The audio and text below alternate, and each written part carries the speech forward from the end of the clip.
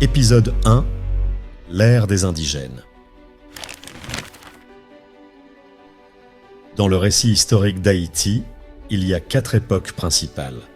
L'époque inaugurale a été définie par les peuples indigènes.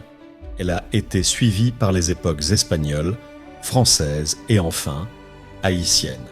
Plongeons maintenant dans la première époque, une ère marquée par les indigènes. Haïti et la République dominicaine sont 2 nations occupant une seule île. À l'est, nous trouvons la République dominicaine et à l'ouest, Haïti. Les indigènes furent les premiers habitants de cette île. Connus pour leur peau rougeâtre, d'une teinte semblable au cuivre, ce qui soulève la question « D'où viennent-ils » La réponse reste incertaine, mais certains intellectuels proposent qu'ils aient voyagé depuis l'Europe de l'Est, notamment autour de la Russie, et aient progressivement migré vers le sud. Ils ont poursuivi leur périple vers le sud.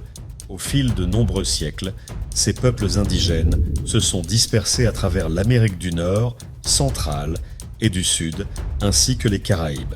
Cependant, ces peuples ont finalement disparu après l'arrivée des Espagnols d'Espagne en 1492, qui les ont réduits en esclavage, entraînant leur extinction massive.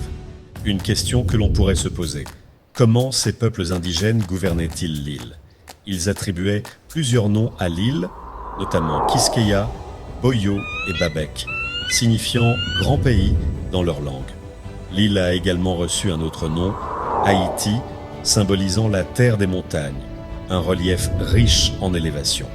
Les indigènes ont divisé l'île en 5 grands segments ou chefferies. En 1492, un cacique ou chef dirigeait chaque division. La première était Le Marien, au nord-ouest, englobant des régions telles que Port-de-Paix, Cap-Haïtien et Fort-Liberté. Le chef, Guacanégaric, gouvernait cette zone. Au nord-est, la seconde chefferie, appelée Lamagua, englobait la région favorable de Montecristi. Sous le règne du cacique Guarionex, le centre de l'île contenait la 3e chefferie, Lamaguana, qui comprenait Inche et Petite Rivière de l'Artibonite. Le chef Kaonabo présidait cette région. La 4e chefferie, Igoué, était située au sud-est de l'île, englobant Obana et Saint-Domingue, avec Cotibanaba à sa tête.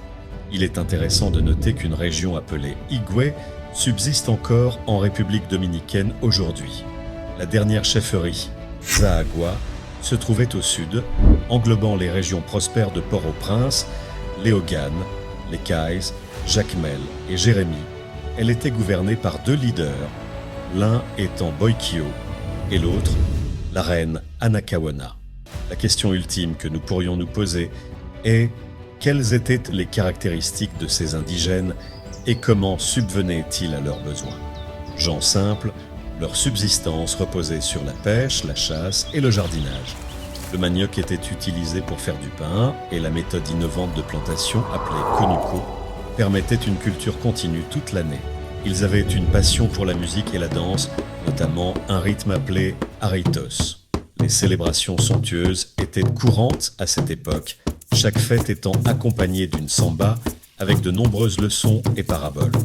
Parmi les sambas les plus influentes, on trouve celle de la reine Anacaona, une dirigeante de Zahagua dans la région de Léogane. Les indigènes pratiquaient l'orfèvrerie et fabriquaient des vêtements en coton. Ils pratiquaient également la poterie, créant des vases, des pots de fleurs, des poupées, des assiettes et des tuyaux en argile. Jusqu'à leur 15e anniversaire, les enfants, quel que soit leur sexe, allaient souvent nus. La population insulaire comprenait des guérisseurs sages, connus sous le nom de bitios, qui utilisaient les plantes pour concocter des médicaments et guérir les maux.